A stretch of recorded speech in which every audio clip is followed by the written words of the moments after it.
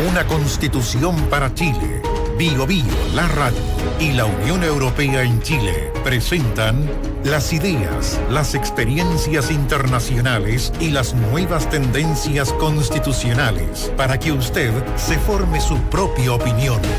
Bio Bio, la radio. Cobertura total. Muy buenas noches. Vamos a iniciar un programa más de Una Constitución para Chile. Un programa desarrollado por Bio Bio, la radio y la Unión Europea en Chile. Hoy día un tema extraordinariamente interesante, como todos los temas que hemos tratado, pero este que además despierta muchísimo interés y divergencia. ¿De qué se trata?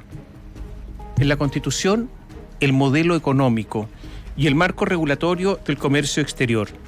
Hay algo que los abogados lo conocen muy bien, pero no tanto el público. La Constitución da origen a algo que se llama orden público económico y por lo tanto establece marcos muy importantes en materia económica. La pregunta que muchos están haciendo es la siguiente: ¿la Constitución debe permitir gobernar a cualquiera independientemente de su pensamiento económico o no? ¿Cuántas limitaciones va a haber, si es que las hay?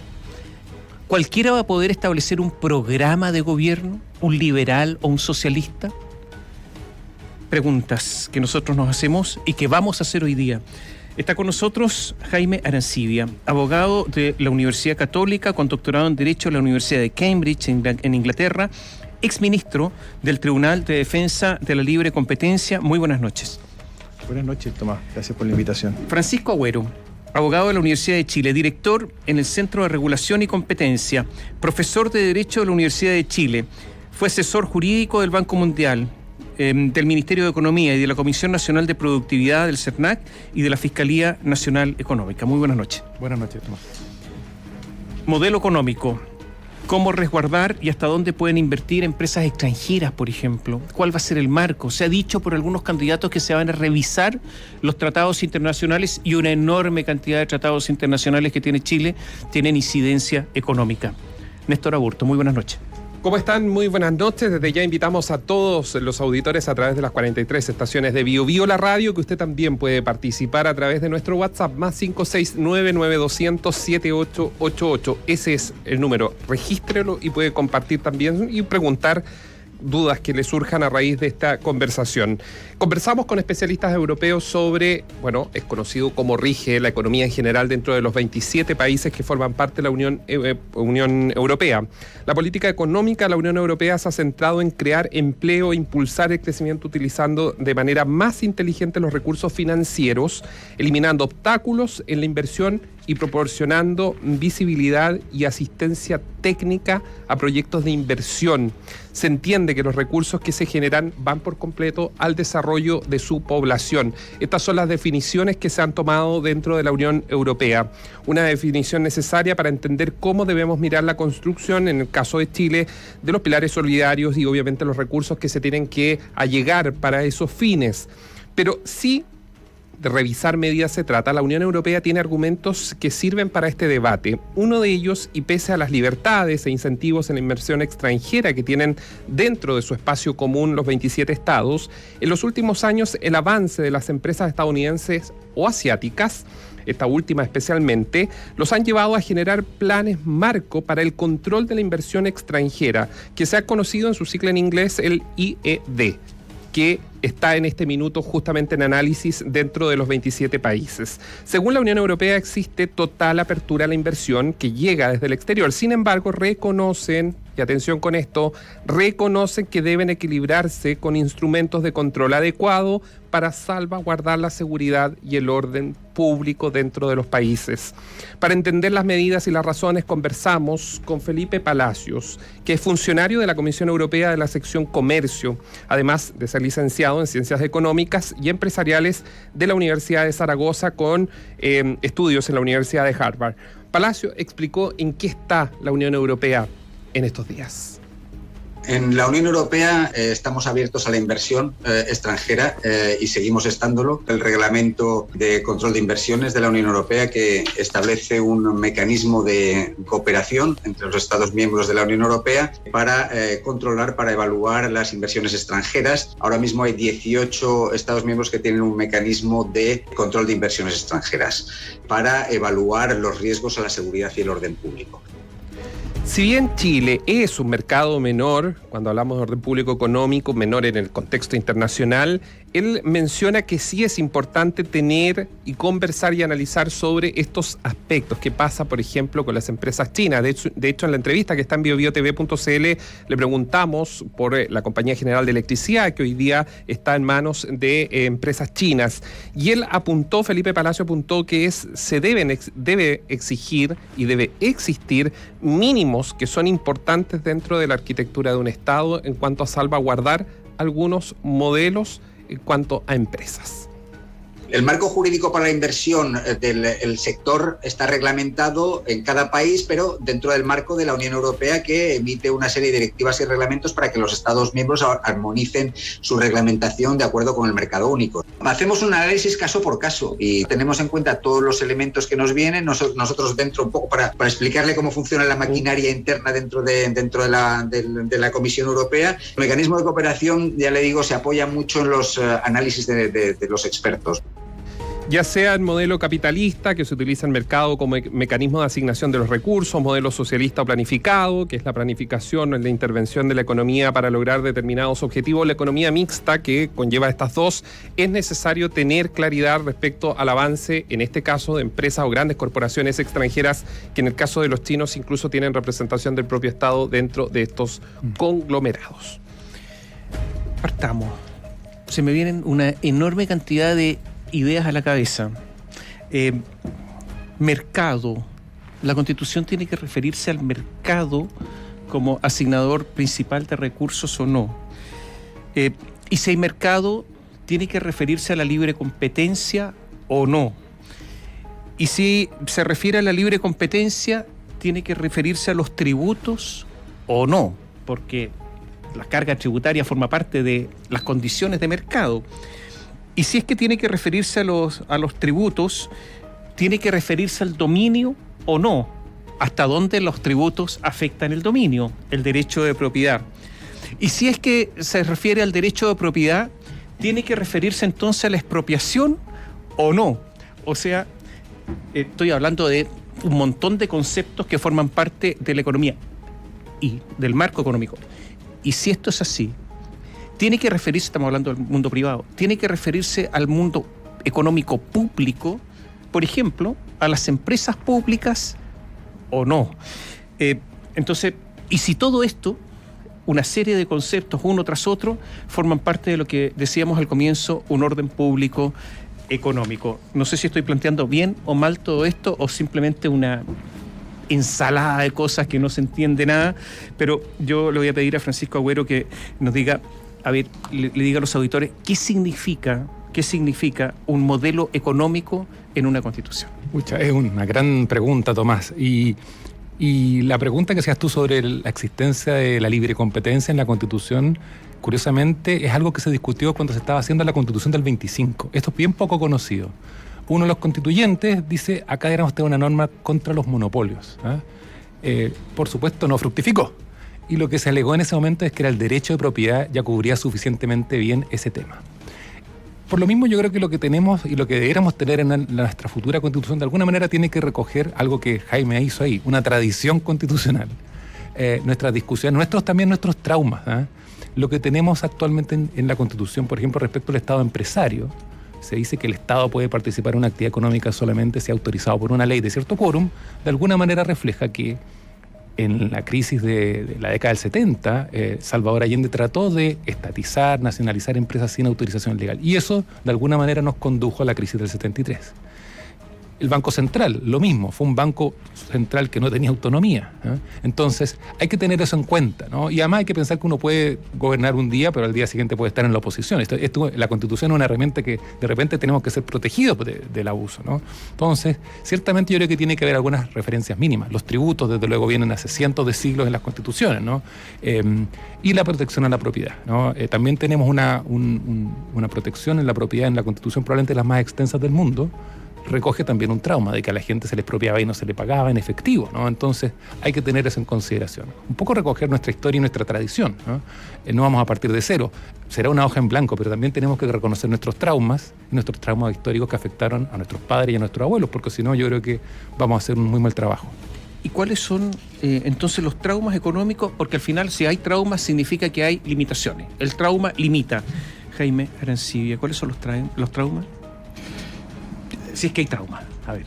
Respondiendo quizás la primera pregunta, una constitución establece o procura resolver la tensión entre el ejercicio del poder político y los derechos de las personas. Y el poder político existe también para proteger esos derechos.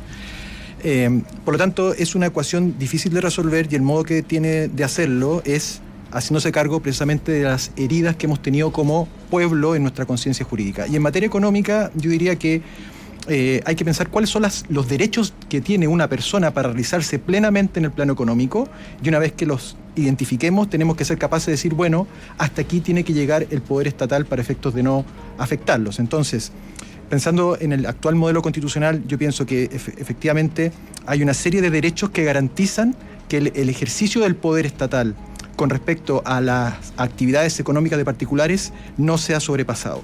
Estoy pensando en el derecho a desarrollar actividades económicas, en el derecho a adquirir toda clase de bienes, en el derecho de la igualdad y proporcionalidad de las cargas públicas, el derecho a propiedad en sus diversas manifestaciones, el derecho a que la legislación no afecte la esencia de los derechos en la regulación que corresponda,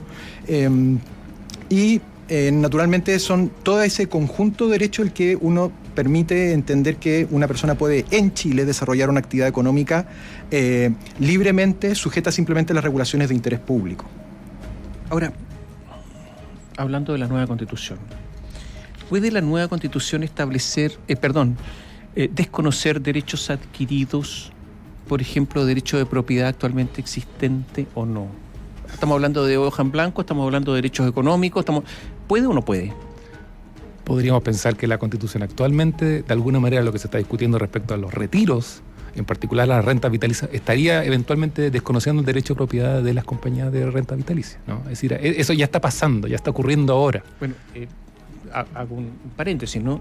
Hay un abogado que amenazó o anunció, mejor uso la palabra anunció, una demanda contra los parlamentarios. Sí, en la columna de hoy de Cristóbal Izaguirre en el Mercurio. Exactamente. Sí. Y por lo tanto, ¿basado en qué? Justamente en todo esto, en que se rompe todo una serie de principios económicos, derecho de propiedad entre otros, ¿no es cierto? Bueno, pero ¿podría la nueva Constitución desconocer derechos? Por ejemplo, ¿podría desconocer la capitalización individual que hoy día existe en las AFP o no? Bueno, mi respuesta sería de texto, no. No solamente porque la propia Constitución, al fijarle el marco de actuación a la Convención, establece que tiene que ser respetuosa de los derechos fundamentales garantizados por tratados internacionales, entre los que se encuentra claramente la propiedad.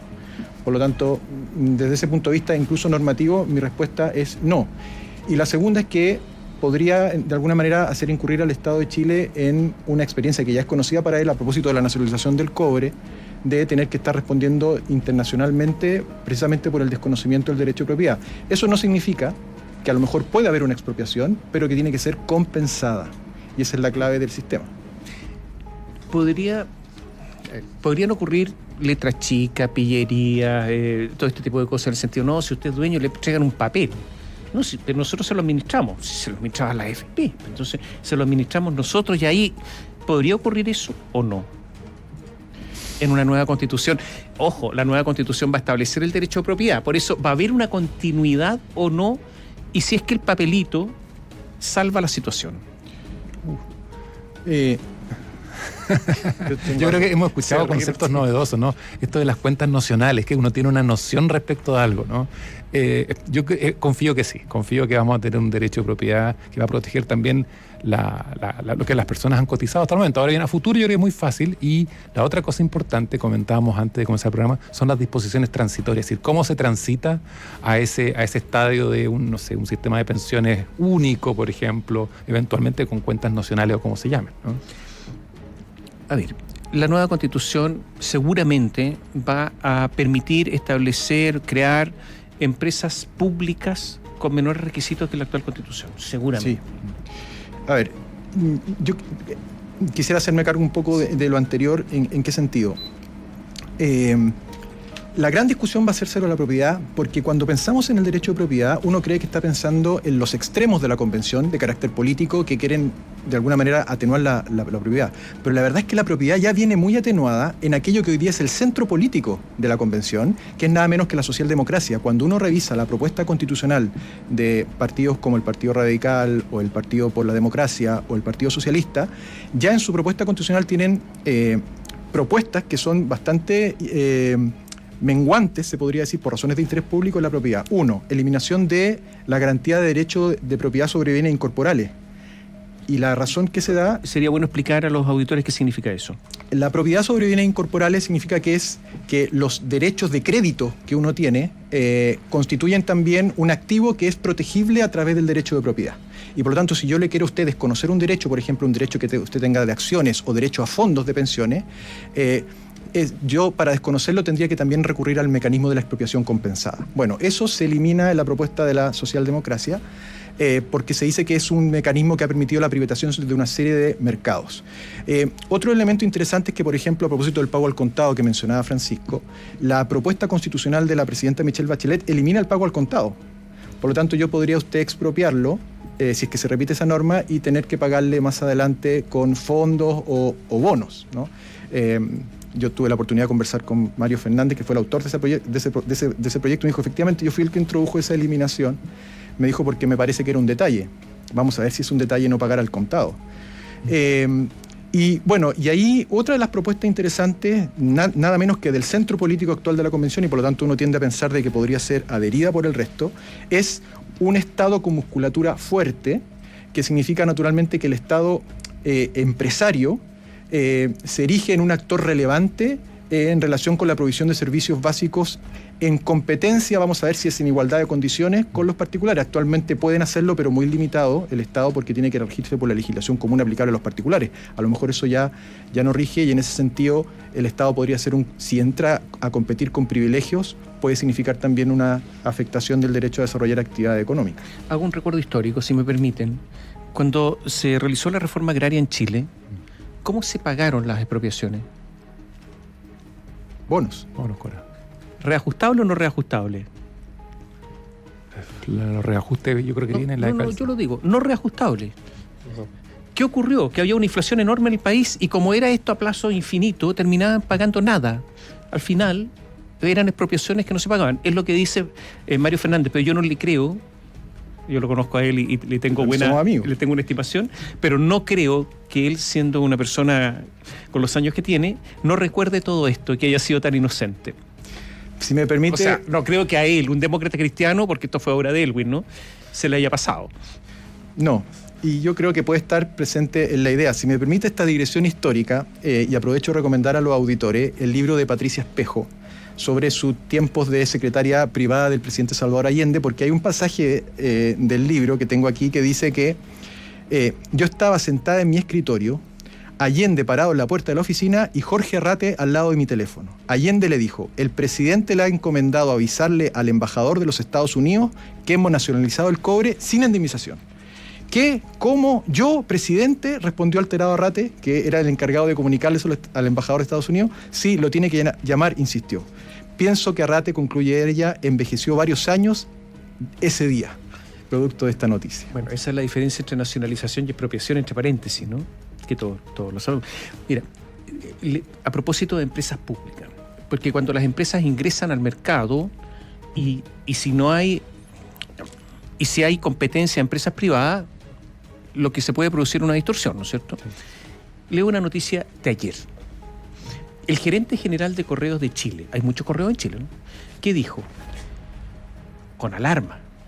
Si se aprueba la eliminación de la exención del IVA, la empresa va a tener que pedir al Estado $10 millones al año porque entramos en pérdida de $10 millones.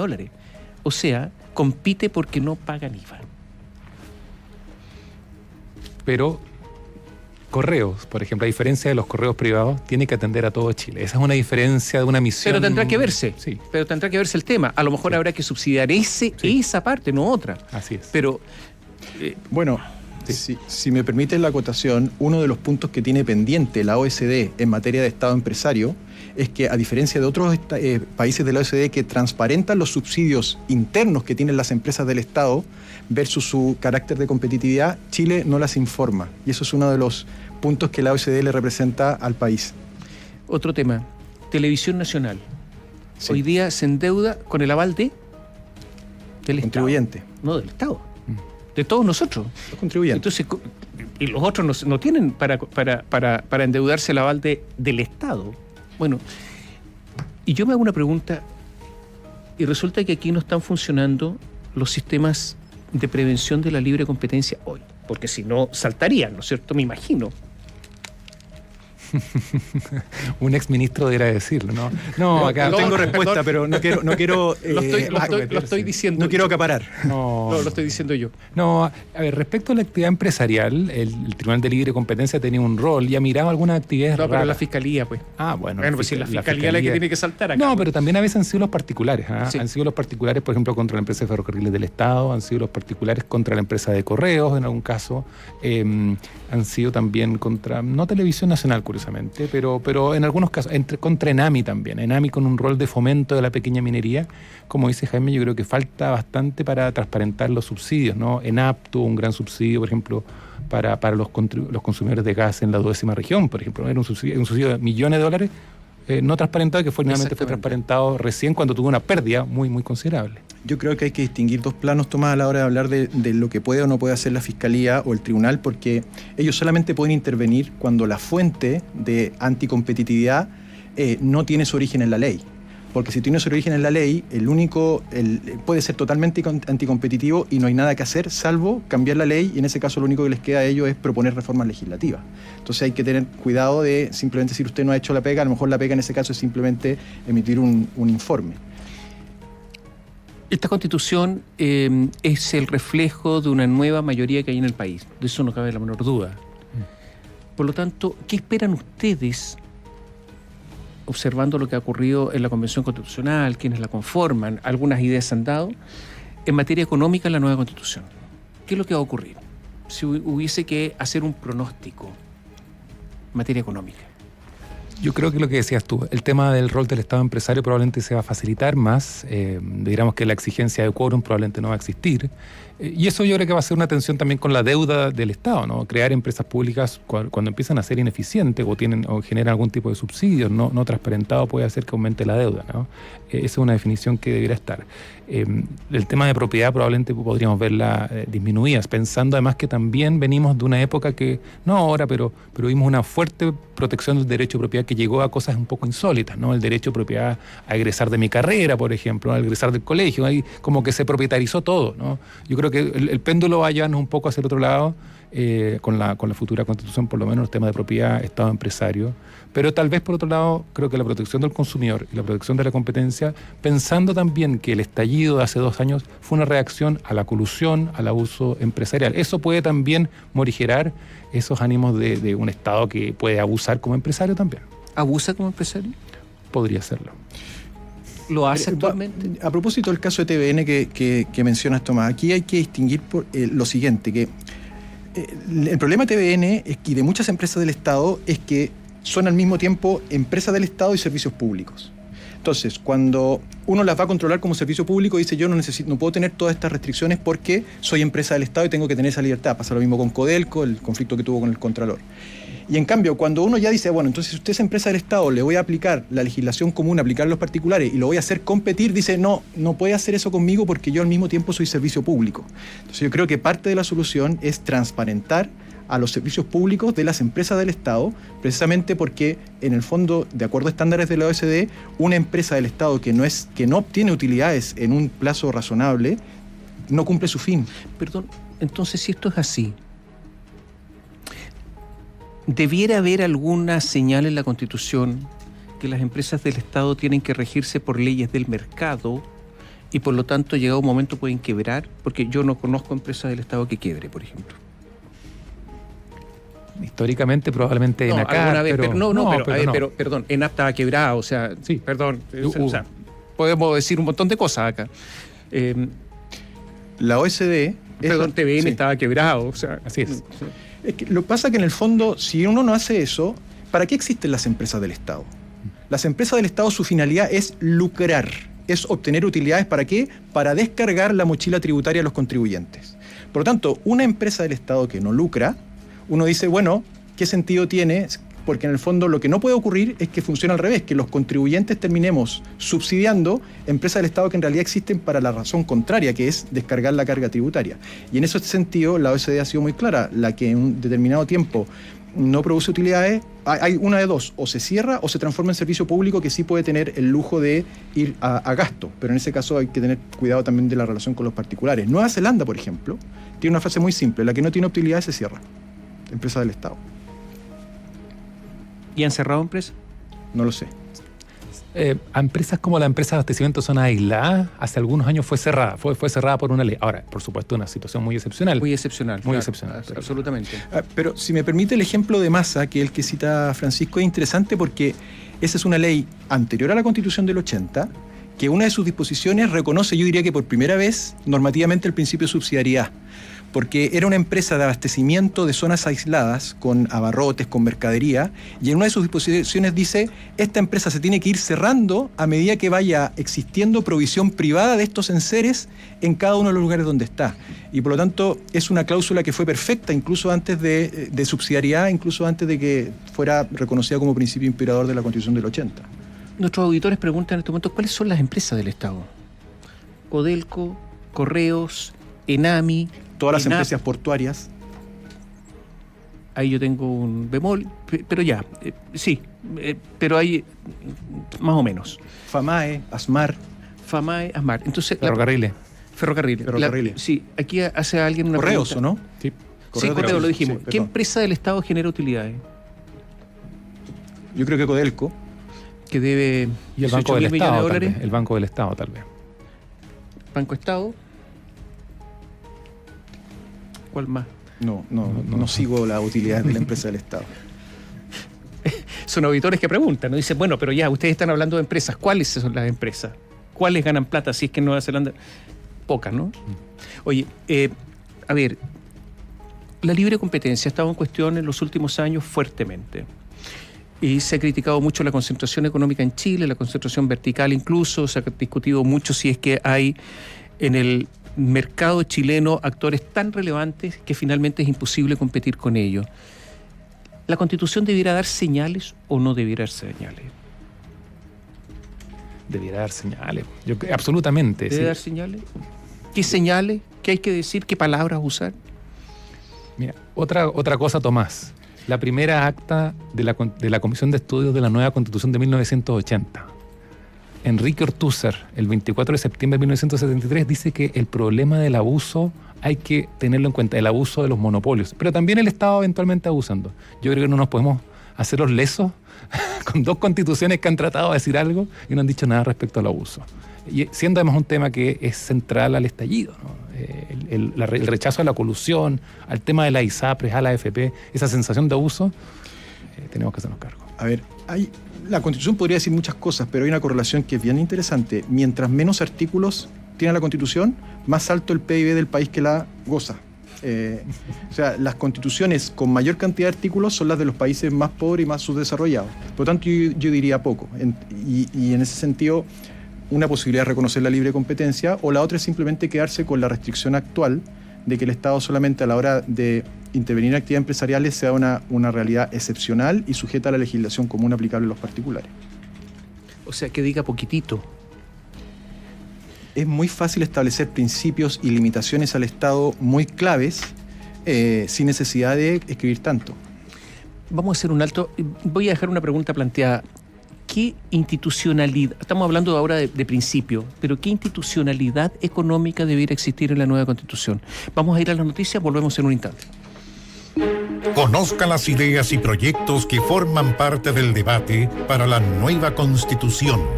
Bío Bío, la radio, junto a la Unión Europea en Chile.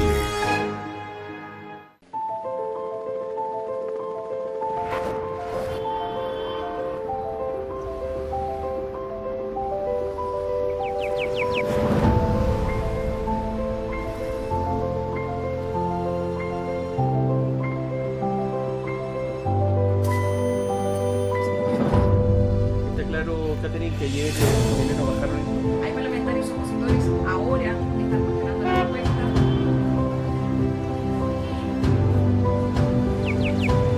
Muchas gracias de verdad por toda la participación. La justicia tiene un plazo adicional de 30 días para la investigación de enfermedades crónicas que son... O sea, usted es un homicida calificado. Hola, tenemos ese audio también.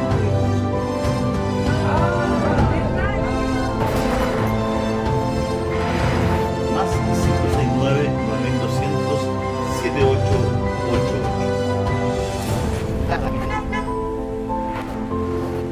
Jonathan Nivaldo, muy buenas tardes a todos nuestros auditores que nos están escuchando las mañanas.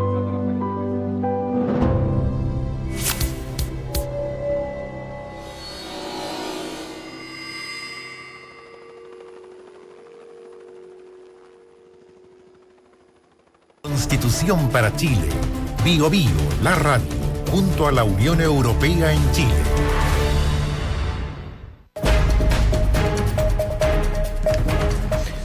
Una Constitución para Chile, estamos hablando de modelo económico, marco regulatorio, comercio exterior. Nos acompañan los profesores, abogados de la Universidad Católica en doctorado en Derecho, Jaime Arancibia, y el abogado de la Universidad de Chile, director en Centro de Regulación y Competencia, Francisco Agüero.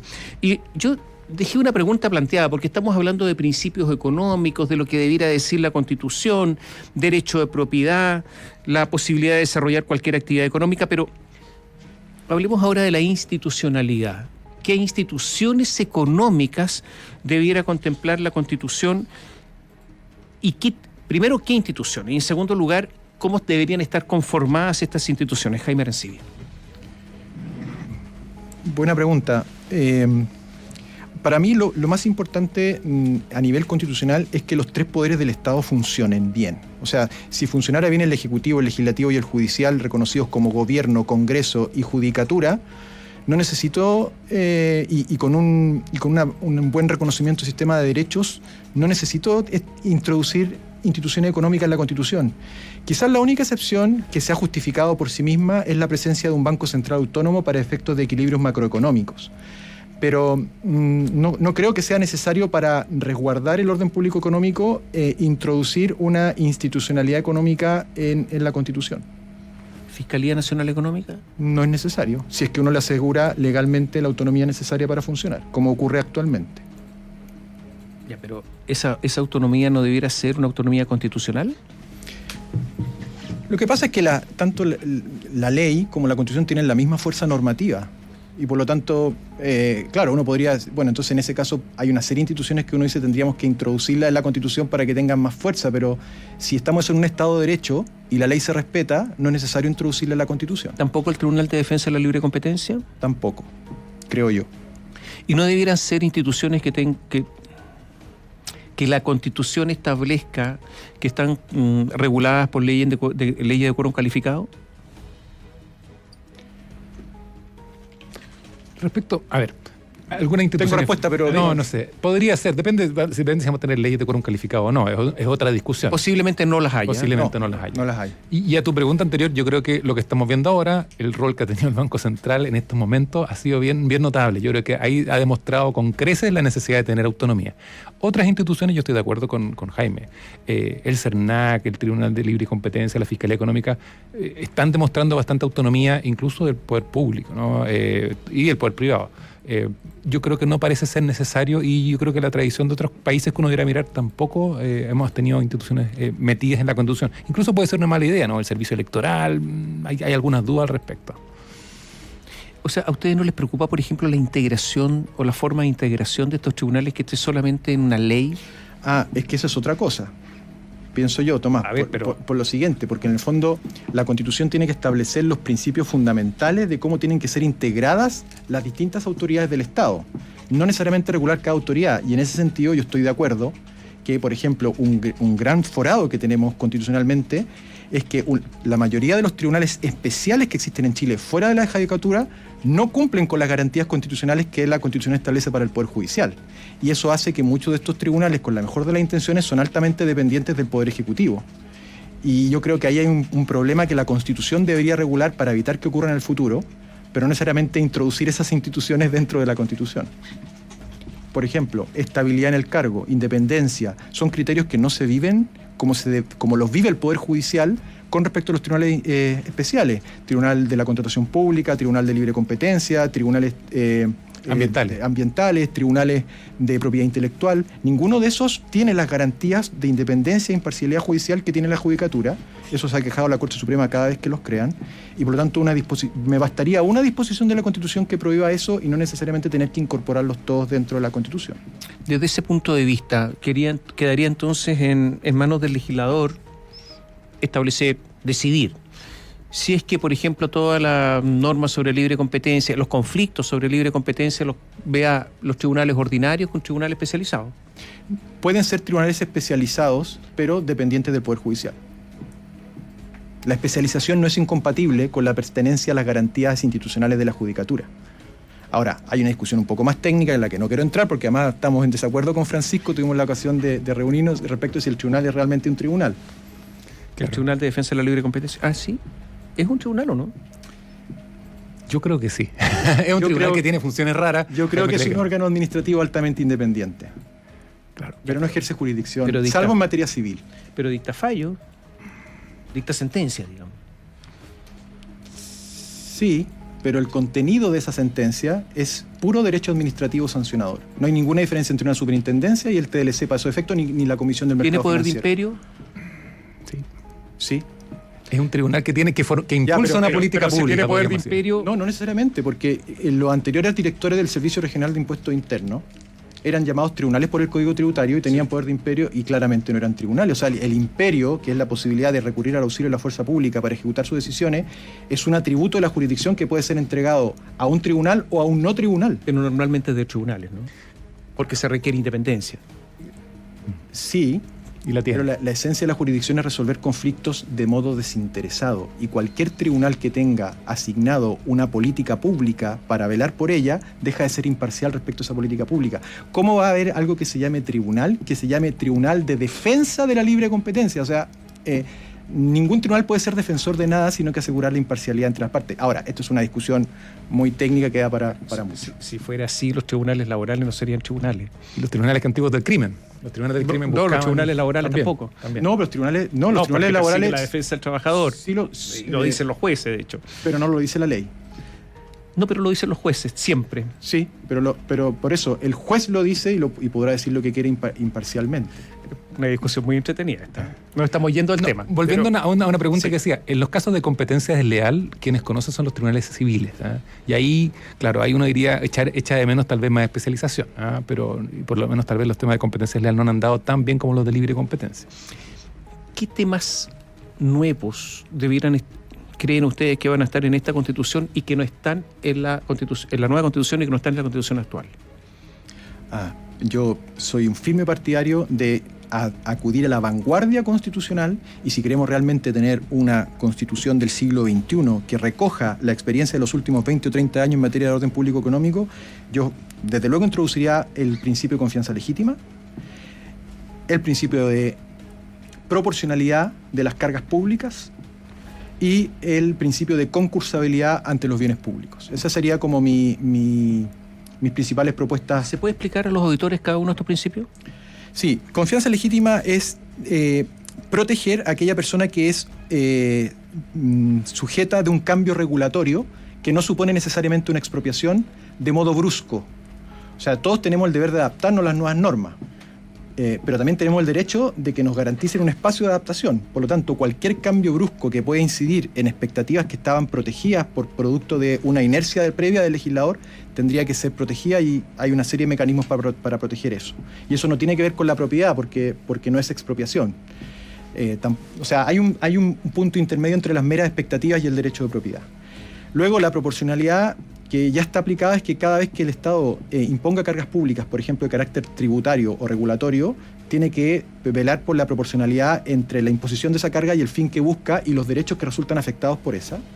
Y en tercer lugar, la concursabilidad de los bienes públicos es que hoy en día hay una serie de problemas que se producen en materia de contratación administrativa y en la asignación de autorizaciones y concesiones que quedaría mejor resguardado si se reconoce este principio de concursabilidad, como lo hacen las jurisdicciones de países desarrollados. ¿Y eliminar, por ejemplo, los derechos preferentes, por ejemplo, de alguno? ¿A eso se refiere la concursabilidad? No necesariamente, porque los derechos preferentes a veces son...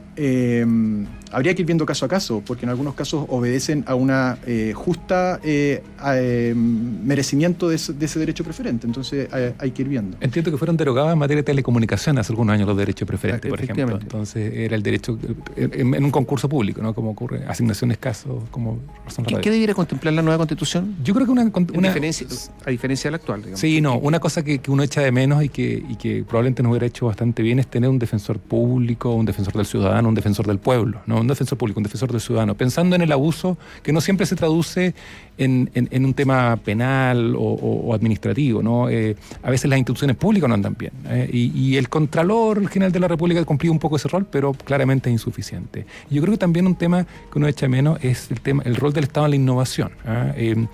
Jaime mencionaba el principio de subsidiariedad y curiosamente incluso el gobierno militar impulsó la innovación a través de empresas públicas, ¿no? La Fundación Chile en su momento y el rol que tenía la CONICYT en ciencia y tecnología, por ejemplo, da cuenta que la subsidiariedad no operaba, por ejemplo, los temas que había que crear nuevos productos, por ejemplo. Es decir, ahí el rol del Estado era interesante y ahí la subsidiariedad no nos debiera cegar de ese rol poco conocido, y creo yo, en materia de Estado empresario. ¿Qué debiera hacer la Constitución respecto a los tratados internacionales en materia económica? Digo esto porque hay varios candidatos que están planteando el tema y seguramente esto va a ser tomado por los convencionales. Yo diría que los tratados internacionales son como contratos y por lo tanto los contratos que le hagan bien al país en términos de desarrollo, productividad e inversión hay que mantenerlos, y los que no hay que estudiarlos. Por lo tanto, no creo que hay que asumir una defensa de los tratados en general, porque el tratado es un instrumento neutro, puede ser bueno o malo para un país. Y en materia económica tiendo a pensar que los que actualmente tenemos son buenos, y yo tiendo a pensar que también sería bueno el que quedó suspendido, que es el famoso TTP-11. O sea, darle curso. Sí. Ya, no hay consenso en este momento en el país para eso, ¿no? No.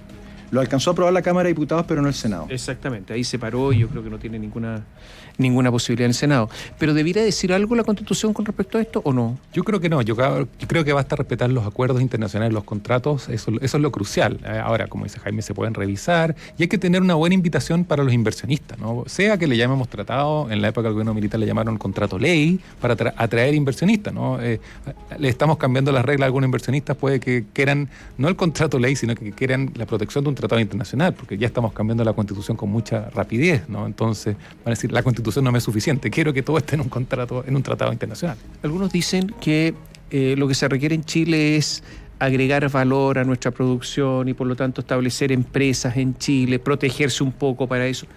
¿Eso debiera estar en la Constitución o simplemente un programa de gobierno? Yo creo que es un programa de gobierno. No creo que tenga que obedecer a un modelo protegido constitucionalmente. O sea, no es la Constitución. No. La diferencia entre Biden y Trump. Claro.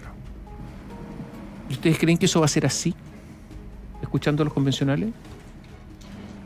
Bueno, si bien mi apellido es Agüero, no puedo augurar todo lo que va a pasar a futuro. No, yo creo que, pero escuchándolo un poco, ¿cuál es la sensación? puede que veamos algo, un programa metido ahí, una disposición programática. Ahora bien, vaya a saber cómo se puede cumplir eso. Oye, pero agüero también puede significar pájaro de buen o de mal agüero. Claro, efectivamente. Hay que tratar de sacar los malos espíritus, ¿no? Eso es lo que es inaugurar un lugar también, ¿no? De eso se trata.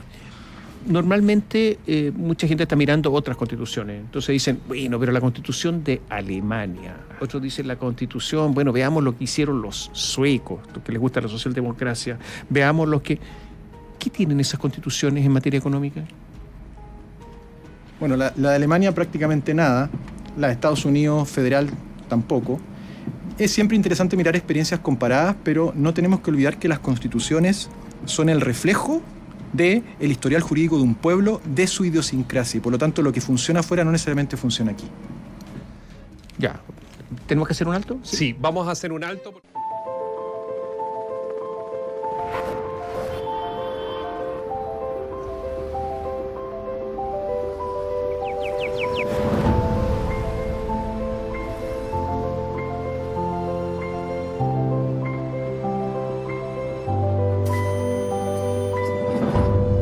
Está claro, Catherine, que ayer no bajaron esto. Hay parlamentarios opositores ahora que están cuestionando la propuesta.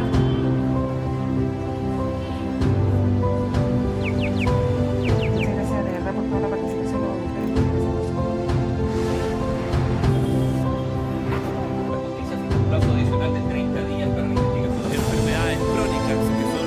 O sea, usted es un homicida calificado. Hola, venimos hacia auto también.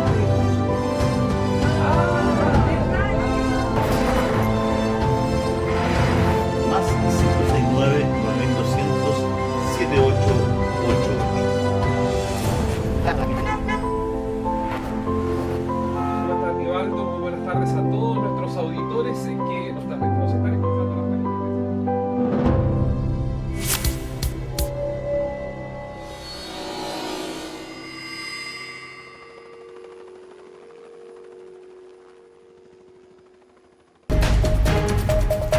Volvemos a lo nuestro porque estábamos hablando de algo permanente, que es una constitución. Las constituciones se hacen para tantos años, hay algunas constituciones que incluso duran muchísimo. Una constitución para Chile, de eso hablamos, modelo económico y marco regulatorio, comercio exterior, y la pregunta que habíamos planteado es, ¿qué debiera decir la constitución en materia? A ver, Chile es un país global, en el sentido de que Chile está en contacto con el mundo hoy día. Chile celebró una enorme cantidad de tratados de libre comercio. Esos tratados de libre comercio han hecho que el comercio exterior chileno se haya desarrollado una enormidad. Hay algunos intentos políticos de decir, no, tenemos que de nuevo mirar hacia adentro, tenemos que ser un poco más autárquicos, tenemos que agregar valor, y por lo tanto, esa tesis de las ventajas comparativas, ¿quién se acuerda de eso? Trabajemos donde haya ventajas comparativas, pues. Decían algunos, es el plan económico del ladrillo, ¿no? Junto con la subsidiariedad, por ejemplo, o que el mercado es el mejor asignador de recursos, todas estas frases que se usaron durante tantos años. La Constitución nueva, la pregunta, la voy a reiterar, ¿dirá algo de esto o no? ¿Los convencionales dirán algo, estarán de acuerdo en decir algo o no? La izquierda chilena, que domina en estos instantes la convención, ¿podrá introducir alguna norma en la Constitución o no? Jaime Arancibia. Es difícil hacer proyecciones, pero lo más probable es que si tomamos en cuenta las actuales sensibilidades de la Convención y las razones que han justificado su creación, yo tiendo a pensar de que sí, y de que en el fondo acá hay un modelo. Me parece que uno de los ejes de la discusión socioeconómica en la Constitución actual es quién es el principal responsable de la provisión de servicios públicos básicos. Y hay una respuesta que es los particulares con el apoyo, el subsidio y la garantía del Estado, o el Estado con el apoyo y garantía o subsidio de los particulares, por así decirlo. Y me parece que actualmente el eje de la Constitución tiende a pensar de que son los propios privados con el apoyo del Estado, y me parece que el eje va a cambiar hacia una mentalidad más de Estado con apoyo de los particulares. Si me piden la mejor versión de ese modelo constitucional, contestaría Francia. Si me piden una menor, contestaría Ecuador, Bolivia o Argentina. ¿De acuerdo o en desacuerdo? No, yo creo que el Estado va a tener ciertamente un rol mayor en materia empresarial, pero también podría ser, como decías tú, Tomás, en la creación de valor. algo que estuvo también en el gobierno militar, es decir, los salmones, no es puro extractivismo, es decir, ha habido tecnología asociada a eso, también respecto al cobre, al litio. Ahora bien, cómo se ejecuta, cómo se realiza, no estamos acá, no somos los expertos, así que ha habido mucha política tratando de fomentar los programas de Corfo y también de emprendimiento privado, ¿no? Estamos viendo también esos Corner, Shop Notco, estos emprendimientos que están resultando y que están siendo lo que llaman ahora unicornio. Yo creo que eso también es algo que está en la mente de los jóvenes que están en la convención, también esperemos, ¿no? Es consustancial cuando se habla de economía en una constitución, de régimen económico, de modelo económico en una constitución, las empresas. Y por lo tanto también la administración de las empresas. ¿Podría la constitución establecer directorios paritarios, trabajadores propietarios o no? Podría. Y de hecho, ¿Debería? La propuesta de la socialdemocracia lo incluye. ¿Y por qué yo insisto tanto en hablar de la propuesta de la socialdemocracia? Porque es el actual centro. Si el centro actual está proponiendo eso, naturalmente va a contar con el apoyo de una parte importante de la convención. No, en esa materia, no sé, Francisco, pienso que podría estar o podría no estar. Dependiendo de cómo se regule, no creo que necesariamente sea algo malo. Pensemos que incluso la doctrina social de la Iglesia propone algo así, pero todo depende de cómo se regule. Claro, no necesariamente lo de la Iglesia es bueno, ¿eh? Entre paréntesis. No, o sea, a lo que voy incluso es que la tampoco... Iglesia uno dice, bueno, pero... Bueno, si hasta el gobierno militar trató de poner que hubieran directores de los trabajadores en las sociedades anónimas. Claro, o sea, lo que quiero decir es que no es una idea de izquierda. Sí, ¿y por qué no resultó? No conozco el detalle, pero fue una ley que tuvo muy corta vida y claro, ciertamente una pregunta que uno tiene es, bueno, ¿cómo van a responder los directores que representan a los trabajadores respecto a los accionistas, por ejemplo, cuando tomen malas decisiones que afectan el patrimonio? Cosa que sí ocurre con los directores privados, por ejemplo. O sea, pero ahora, hay empresas estatales que sí tienen en su directorio representantes a los trabajadores, como Codelco, por ejemplo. Sí. ENAP. Así los es. tienen. Sí. Ahora, ¿eso es extrapolable a la empresa privada? Sí, esa es la pregunta. ¿Y debería estar en la Constitución? Sí, ¿no? Podría ser. Podría estar, sí. Podría ser. ¿Y eso establece ya en la Constitución un tipo de modelo o no? Un modelo de administración, por ejemplo. Sin duda. O sea, sí, ciertamente es parte de un modelo, si es que se introdujera. O sea, ¿la Constitución va a establecer un modelo de alguna manera? Si se introduce esa norma, un modelo de gobierno corporativo, dices. Un modelo económico al final, porque eso forma parte de la economía. La economía es también administración. Sí, no, totalmente va a tener. Sí, yo sería más preciso, introduciría un elemento de un modelo, no necesariamente un modelo, porque para hablar de modelos se requieren muchos más elementos. ¿Esta Constitución establece un modelo? ¿La Constitución actual? Un modelo socioeconómico en que la principal responsabilidad del bien común recae en los privados. ¿Ese es un modelo? Sí. Por lo tanto, no tendría, porque yo escucho, la Constitución nueva va a establecer un modelo. Bueno, pero si la Constitución actual establece un modelo, ¿por qué no podría establecer otro modelo? Sí, perfectamente. Sobre Así todo es, en materia de servicios básicos, que es lo que yo creo que es donde está el eje. Me refiero a salud, educación, pensiones, básicamente. Claro, la Constitución actual lo hace, dice que hay un rol público y privado en salud, en educación, en pensiones, está en la Constitución, reconoce, es una subsidiariedad como reforzada, ¿no? ¿Y servicios básicos tipo energía eléctrica, gas, agua, también o no? La socialdemocracia lo plantea de algún modo que el Estado se haga cargo de esos servicios. Ahora, yo haría una pequeña distinción siguiente, y es que a mí no me cabe duda de que para asegurar igualdad de oportunidad en este país el Estado tiene que tener un rol preponderante. Pero la pregunta no es esa. La pregunta es si ese rol preponderante consiste en aumentar el subsidio, el apoyo y la regulación de los privados o sustituirlos. Y en ambos casos el Estado puede tener un rol preponderante mayor que el que tiene actualmente. A mí me parece que perfectamente puede aumentar la injerencia del Estado en la provisión de servicios básicos, pero no necesariamente sustituyendo a los privados, sino que evitando abusos y al mismo tiempo apoyando como se deba apoyar. ¿Este rol preponderante del Estado significa otro Estado o el mismo Estado? Uy, son las tremendas preguntas que nos hace Tomás, ¿no? Pero yo coincido un poco con Jaime, ¿no? Si uno piensa que vemos algunas situaciones de empresas estatales en el agua potable en Maipú, por ejemplo, ¿no? Dice, bueno, ¿es una empresa que funciona bien? Probablemente no. Hay hartos reclamos de auditoría. Hay hartos reclamos, ¿no? Y la Contraloría ha dicho, mire, no le corta a todos los usuarios que le tiene que cortar el suministro. Hay una sospecha de alguna injerencia política, por ejemplo. Entonces, eso perfectamente podría estar presente con empresas estatales que tengan un rol importante en la prestación de servicios, incluso pensando el caso de Osorno, ¿no? Hace algún tiempo la empresa de agua potable funcionó muy mal. Bueno, esa empresa se vendió, cambió de dueño. Si fuera estatal, va a seguir siendo el mismo dueño. Ese es un problema que tenemos. Por lo menos la propiedad privada permite cambiar a un mal gestor.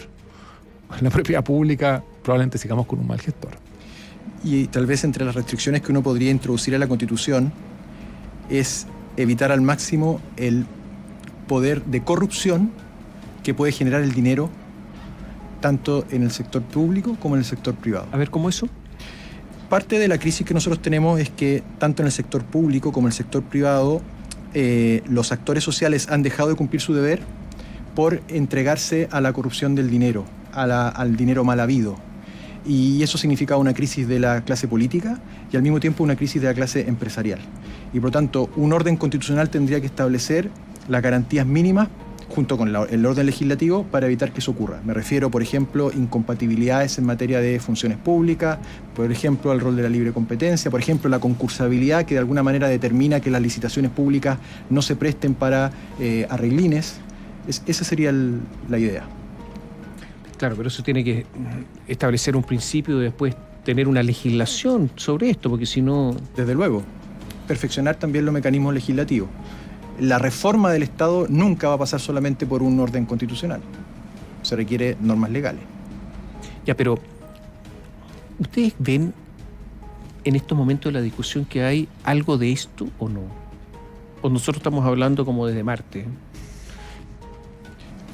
Bueno, está recién comenzando a funcionar las comisiones, ¿no? Entonces esperemos que para allá vaya la cosa, ¿no? Pero yo diría que sí. ¿En cuanto a reforma del Estado, sí? Sí, pero con un fuerte énfasis en el poder corruptor del dinero en los abusos del sector privado y no tanto en los problemas que se producen de corrupción en el sector público. Y aquí resulta que los seres humanos pueden ser capaces de perversiones, sean públicas o privadas. No, pero voy a decir algo muy pedestre, digamos. Por ejemplo, si uno revisa la evaluación de cada funcionario público, están todos evaluados. Eso es lo primero. Y esto es magnífico. O sea, si alguien llega de Marte, vuelvo a Marte, un marciano, y ve solamente los documentos, dice, Chile es magnífico, es espectacular.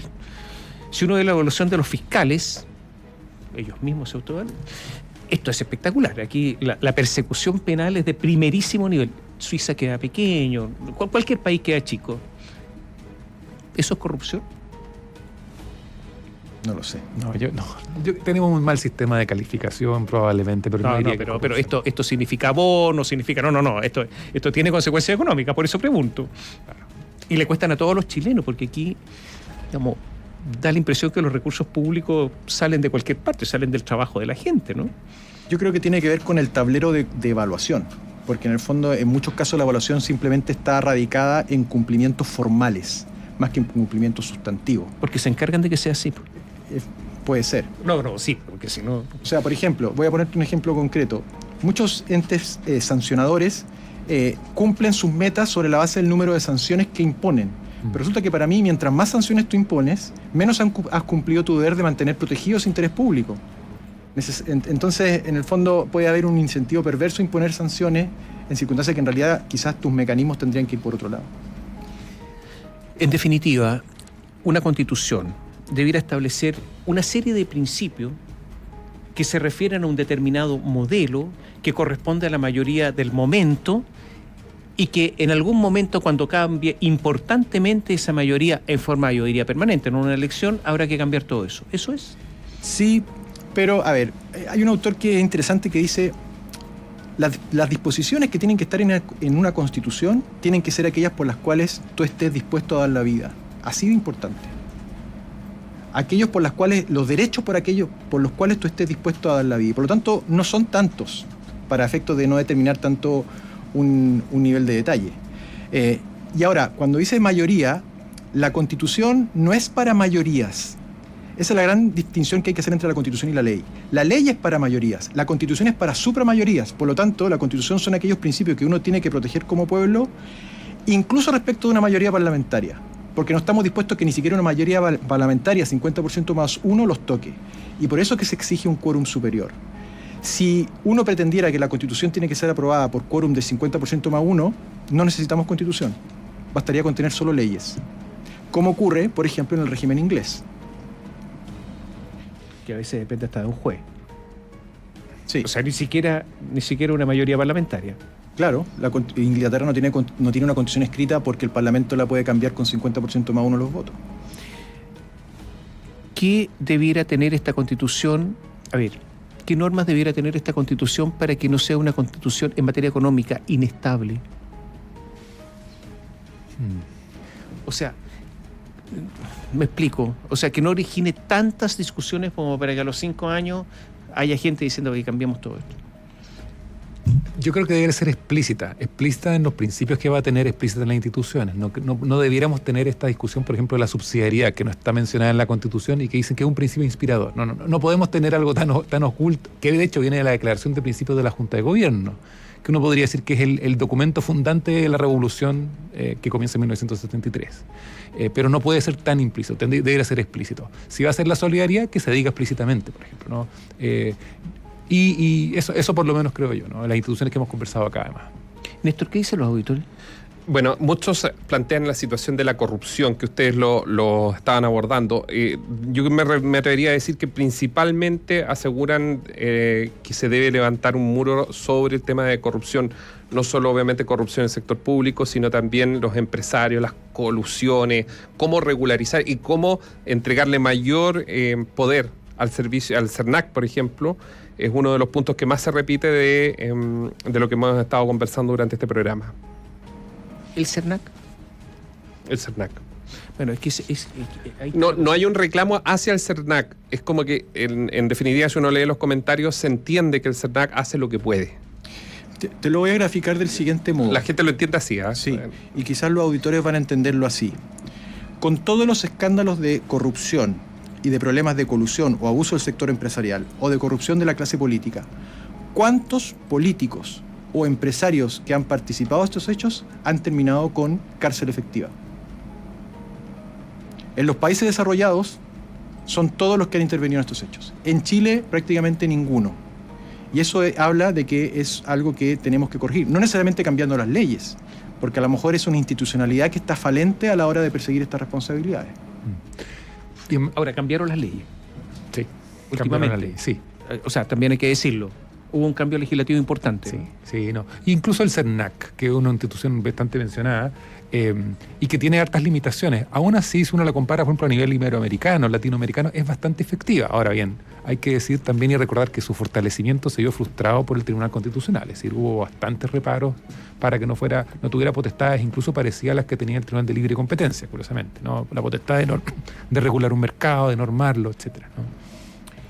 Sí.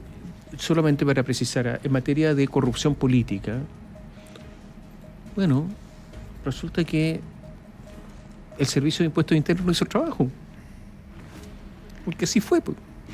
O sea, operó políticamente, ¿no? O sea, aquí tenemos una falla gigantesca, ¿no? O sea, el gobierno anterior cambió al director del Servicio de Impuestos Internos, cambió al subdirector jurídico, todos sabemos por qué. Y por lo tanto, y además de una arbitrariedad gigantesca y además violando absoluta, a mi juicio, estoy hablando yo, por el Estado de Derecho. Si el Estado de Derecho significa, bueno, trato igual a todos. En la misma situación, igual trato. Sí. Eso es lo que faltó, ¿no? Sí, estoy de acuerdo. Ahora, tampoco nos engañemos, porque es un engaño en el que solemos incurrir los juristas, de pensar de que esto se va a arreglar con leyes o con constituciones. No, es un problema en el fondo, cultural, ¿no? es un problema cultural. Eso sostienen algunos. Que obedece a una crisis moral y por lo tanto uno, en el fondo las crisis muchas veces son de virtudes. Aquí se ha perdido la valoración de la virtud como un elemento importante de la gestión pública y privada, y parte desde luego de muchos factores que se descuidan a veces a nivel familiar o incluso con el descuido de la educación cívica, con la enseñanza en los colegios. O sea, claro, pero eso todos lo sabemos, pero es terrible. Significa que da lo mismo la Constitución porque la cultura manda. Da un poco lo mismo. No dar todo lo mismo. Si la cultura estuviera bien, la Constitución da lo mismo, efectivamente. Porque en el fondo la Constitución es un instrumento jurídico y la justicia es lo voy a decir así, perdón lo coloquial, la más rasca de las virtudes que asegura la paz social. Se recurre a la justicia cuando ya el resto de las virtudes, partiendo por la caridad o la bonomía, falla. Por tanto, una cultura que es respetuosa de los derechos fundamentales, sin necesidad de que haya Constitución, la Constitución no tiene mayor relevancia. Estamos terminando. ¿Más auditores, Néstor? La crisis que tenemos fue culpa de la corrupción de la clase política y los empresarios, la concentración económica, que permitió la concentración económica. También dan vuelta en esos conceptos muchos de los auditores. O sea, que más allá de la Constitución sea buena o mala, la de 1980, el problema es cómo ha ido operando y cómo han ido actuando los políticos con los empresarios, como una especie de élite uno solo. Mira, hay una imagen muy buena. El Congreso norteamericano, 1890, detrás de los senadores se veían a los grandes monopolistas privados. Eso por un lado. Y en Alemania, hay un cuadro muy famoso. Y por otro lado, en la Alemania nazi, los nazis se aliaron con los monopolistas. Y ahí uno ve que el abuso puede haber perfectamente una colusión empresarial política, y de ahí que tenga que tener buenas herramientas para romper los monopolios. Bueno, pero aquí en Chile lo que ocurrió es que dijeron, cuando comenzaba la dictadura de Pinochet, dijeron, bueno, mira, economistas, ¿no? El mercado es el mejor asignador de recursos, tiene que haber muchos demandantes, muchos oferentes, el principio de subsidiariedad, toda esta cosa. Y cuando de repente empezaron a concentrarse, uno dice, pero espérate, pero se está acabando el mercado. No, decían. Es que el mercado chileno es muy chico. Entonces no da, ¿no? Pero ¿cómo no da? Si ustedes mismos decían que aquí tiene que haber muchos oferentes y muchos demandantes para que haya libre competencia, que es el mejor asignador. Y uno les repetía la misma historia. No, decía, y cambiaba todo, y decía, no, es que el mercado es chico, pero si es chico entonces no va a haber competencia. Entonces, no, es que el mercado es muy chico, tenemos que competir. Y se acabó todo. Se apropiaron del asunto y se lo dejaron para ellos y se lo llevaron para la casa, ¿no? No hay nada como la libre competencia. Gracias por estar con nosotros. Muchas gracias Gracias a ustedes por la invitación. Por estar con nosotros en este programa Una Constitución para Chile. Jaime Arancibia, Francisco Agüero nos acompañaron esta noche. Gracias por seguirnos. Bio Bio, la radio, la Unión Europea en Chile, presentaron Una Constitución para Chile. Bio Bio, cobertura total.